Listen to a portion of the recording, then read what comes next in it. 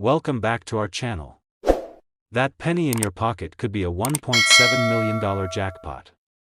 A 1943 D bronze cent sold big. Like and subscribe for more coin treasures.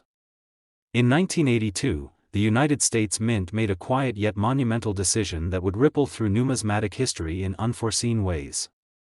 For decades, the Lincoln cent had been struck in a familiar copper alloy, a composition so deeply tied to tradition that few ever questioned it. But copper prices were climbing relentlessly, squeezing the mint's budget and raising concerns about producing a coin that was worth more in metal than its face value. Discussions swirled among Treasury officials and mint engineers throughout the early months of that year. Quietly, and without fanfare, they began transitioning production to a copper-plated zinc planchet, a cost-saving measure meant to ensure the penny remained economically viable. The shift, however, introduced an unusual complication. Production didn't stop to mark the transition cleanly, and the changeover from copper to zinc occurred mid-year at all three major facilities, Philadelphia, Denver, and San Francisco. Throughout 1982, both copper and zinc cents rolled off the presses, indistinguishable at a glance yet drastically different in their composition.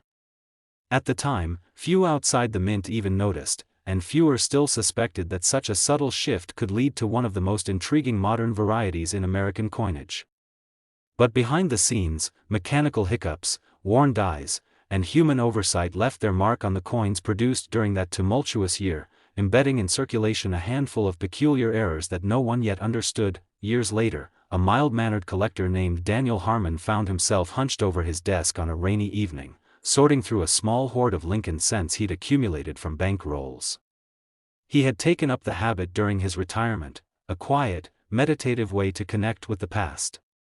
In his hands was a roll of well-worn pennies, their edges darkened by decades of handling. Daniel wasn't searching for anything in particular, just hoping to fill a few gaps in his Whitman folder. One coin in particular caught his eye. At first glance it seemed ordinary enough, a 1982 penny, its luster dulled, the familiar profile of Lincoln staring resolutely ahead. But something felt different about it. The weight was curious. He felt it the moment he held it, slightly heavier, as though it resisted his fingers more than the others.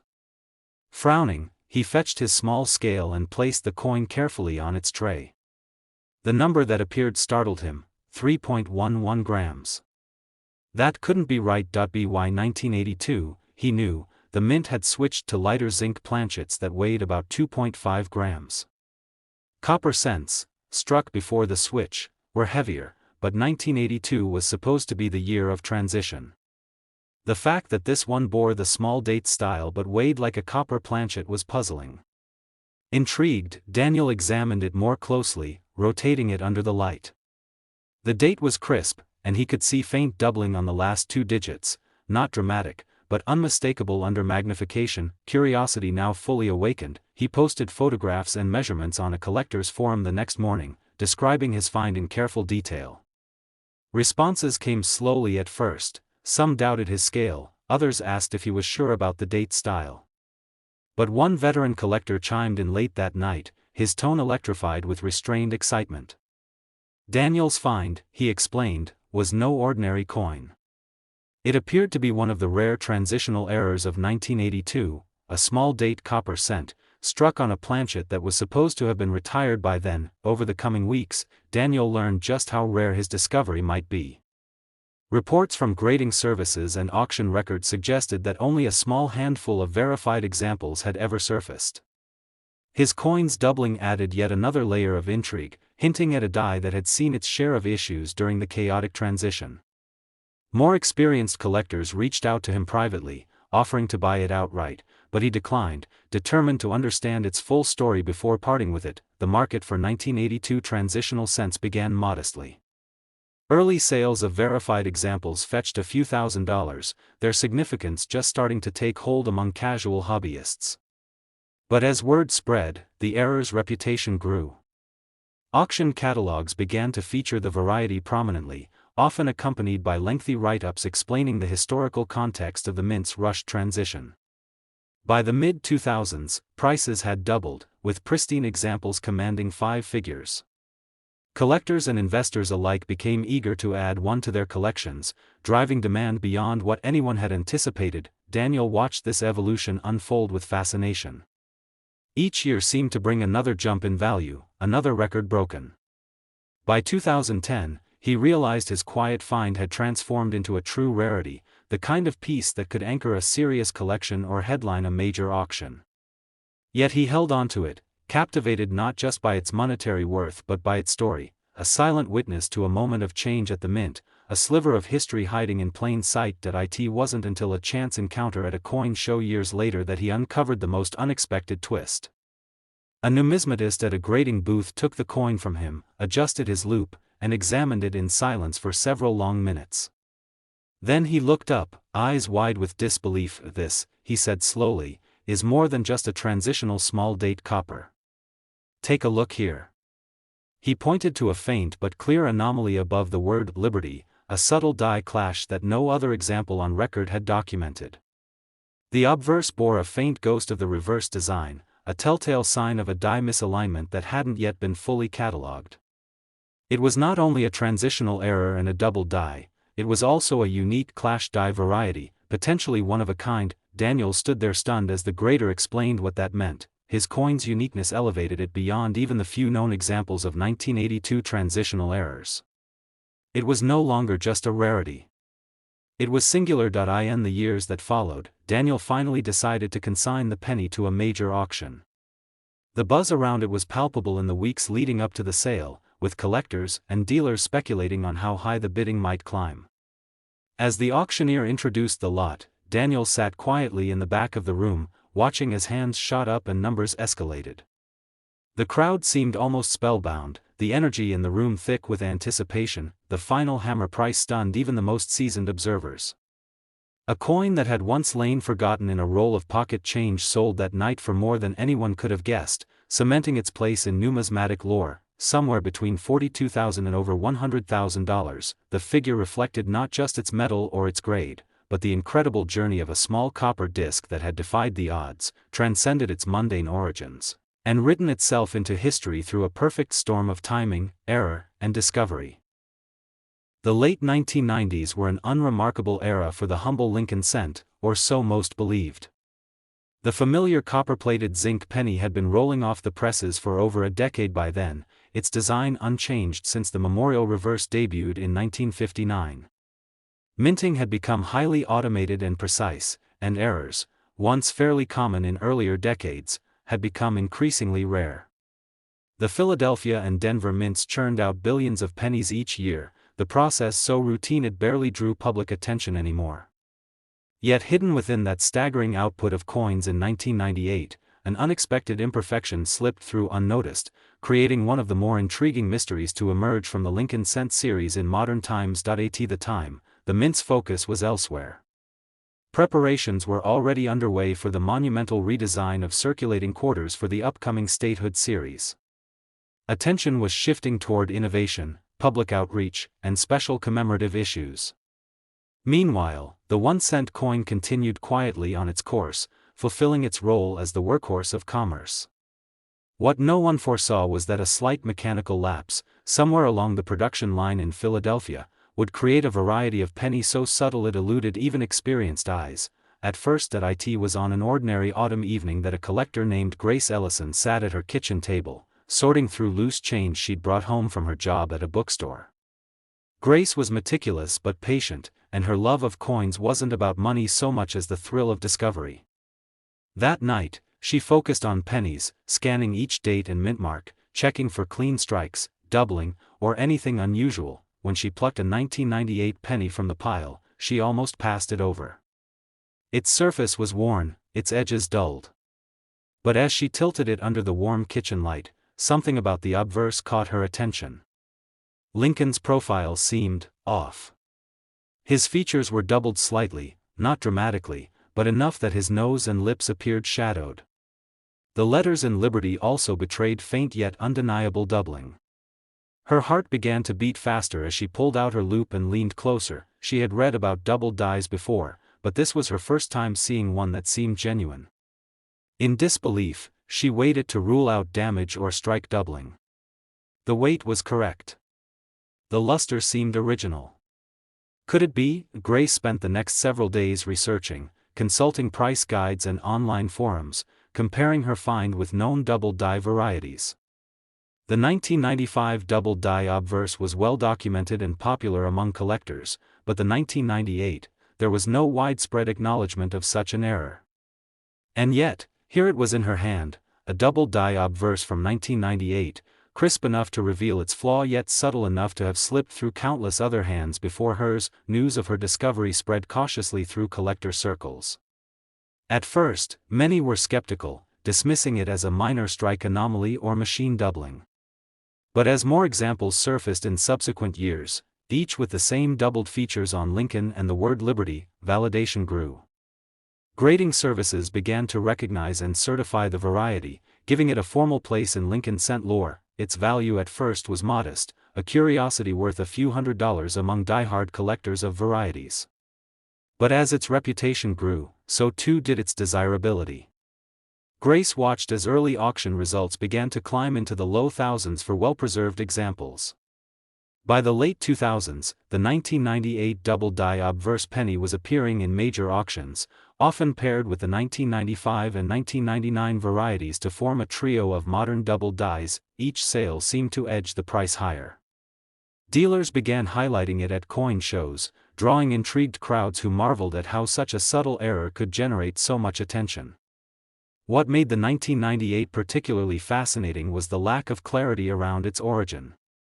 No one could pinpoint which specific die or shift in process had caused it, nor explain why it wasn't caught during quality control. The mystery only added to its allure. Grace, meanwhile, kept her original find in a protective holder, watching its story unfold over the years. At one point she considered selling it when prices began climbing sharply, but she held off, curious to see just how high the market would take it. An unexpected revelation came when another collector stumbled upon a proof-like example, its surfaces shimmering in an almost mirror-like finish. While not a true proof, the coin bore remarkable reflectivity and sharpness, suggesting it had been struck early in the die's life, before wear degraded the doubling. This proof-like specimen caused a stir in the community and fetched a record price, convincing even more collectors of the 1998 variety's significance. As the years passed, auction records documented a steady progression. Early sales of well-circulated pieces fetched modest sums, but mid-grade uncirculated examples began selling for tens of thousands. By the time Grace finally decided to part with her own coin, demand had peaked. Bidding was fierce, and whispers of investors entering the market added to the tension. When the final hammer fell at her auction, Grace felt a strange mixture of relief and astonishment.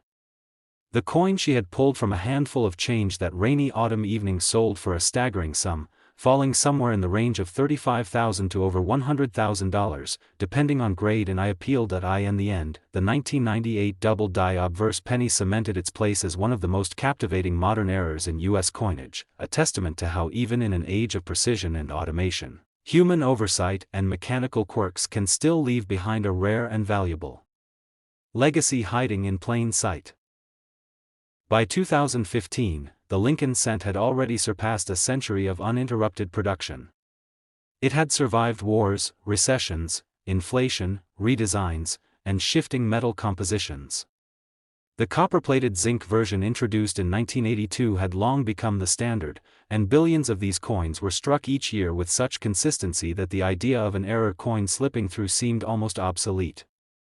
The U.S. Mint's operations in Philadelphia and Denver had evolved into finely tuned machines where precision ruled, and any anomaly was swiftly identified and destroyed. But occasionally, an imperfection finds its way into the public's pocket, unnoticed by the world, until a watchful eye gives it a second look. In the summer of 2016, just a year after the mints had distributed their regular run of 2015 Lincoln cents, a young numismatist named Caleb Foster found himself sorting through boxes of rolls he'd bought from a local bank. He'd been obsessed with cents since his grandfather gave him a 1909 VDB penny for his 10th birthday. That gift sparked an obsession with small details, die varieties, and minting anomalies that most people ignored. Now in his late 20s, Caleb wasn't in it for the money. He loved the search. He sat in his modest apartment, lit by a single desk lamp, carefully cracking open roll after roll of 2015 D cents. Most looked identical. Polished, red-hued coins glinted under the light, the newly minted surfaces catching the edge of his magnifier. But then one coin struck him as unusual, not at first glance, but in the way Lincoln's bust caught the light. The line seemed wrong. The separation between Lincoln's coat and chest was thicker, softer, less defined. His eye immediately went to the date. The digits of 2015 were clean, but the P5 was oddly shaped, subtly curved in a way that made it look like it had been pulled slightly to the right. More curiously, there was a faint doubling around the letters of Liberty. Caleb's heart raced. Was this just post-mint damage, or had he stumbled upon a minting error? He pulled out his microscope and snapped a few photos. The details became clearer. The doubling wasn't the result of die deterioration or a machine mishap. The contours were sharp. It looked like a double die, on a 2015 cent. But there hadn't been any confirmed major double die errors for that year. He turned to the forums. At first, the responses were tepid. Some suggested it might be die fatigue or minor strike doubling. Others dismissed it outright. But a few seasoned collectors saw what Caleb saw, a genuine anomaly. One older user claimed it bore a resemblance to a Class 4 double die, where the die itself rotates slightly between hubbings, creating a subtle but clear secondary image. If it was real, this was huge. Especially for such a modern year, Caleb had the coin authenticated by a third-party grading service. The result came back, MS66 red. Not only was the coin in spectacular condition, but the graders also noted strong doubling on Liberty and minor distortion in date, a rare double die obverse, the first officially confirmed for 2015. His find, once dismissed, was now recognized as a legitimate variety. Word spread quickly, collectors began combing their rolls, trying to find others. A few more surfaced over the next year, but most were in lower grades or showed only faint doubling. Caleb's coin remained the strongest example, sharpest details, best luster, highest grade. It became the benchmark, but why had this happened in 2015, of all years? That year had no known major shifts in minting procedure. No new dies or commemorative alterations. However, reports began surfacing that the Denver Mint had briefly experimented with a new die maintenance schedule, which may have caused improper die alignment or rehubbing during a narrow window of production. The Mint never officially confirmed the error, but researchers began pointing to a specific 2-week production period in April of that year. With every confirmed example, demand surged. By 2018, auction houses had begun listing the variety under the moniker 2015 D double die obverse type 1. Caleb was approached multiple times by buyers and even museums, but he refused to sell. He saw it as a living piece of numismatic history, a modern marvel among a sea of perfection. Then came the twist. In 2020, a collector in Florida claimed to have found a second error on a 2015 cent, this time, on the reverse. At first, no one believed it. But under examination, the shield's upper border showed a faint but real doubling, particularly around the inscription E pluribus unum.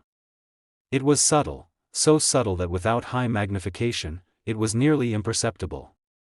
But it was there. Some experts speculated that both the obverse and reverse may have suffered misalignments from the same production batch. A matched pair of obverse and reverse double dies would be unprecedented for the modern Lincoln series. If proven to be from the same die pairing, it would elevate the 2015 error to near legendary status. The value of these coins began to rise sharply. What once had been a curiosity now became a top-tier target for variety collectors and investors alike. MS63 examples sold for 5 figures. In MS66, prices pushed toward the high end of 6 figures depending on the prominence of the doubling.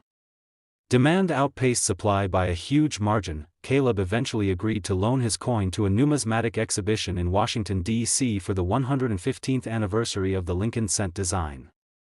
Visitors marveled that a coin so small, so ordinary in appearance, could possess such an intricate and rare flaw that elevated it beyond face value into the realm of treasure. collectors today continue to scour rolls, hoping to find their own 2015 double die. While a few hundred may exist, most are presumed lost in circulation or damaged. High-grade specimens remain exceedingly rare. The coin's unique history, an error born not out of chaos but out of near perfection, has secured its place in modern coin lore, and so, what began as a quiet evening ritual at a kitchen table transformed into the discovery of one of the most significant modern penny errors. A reminder that even in an era of automation, a watchful eye and a passion for detail can turn a single cent into a small fortune. Today, the 2015 US 1-cent penny error coin, depending on condition and clarity of the doubling, can command between $26,000 to $70,000 in the collector market.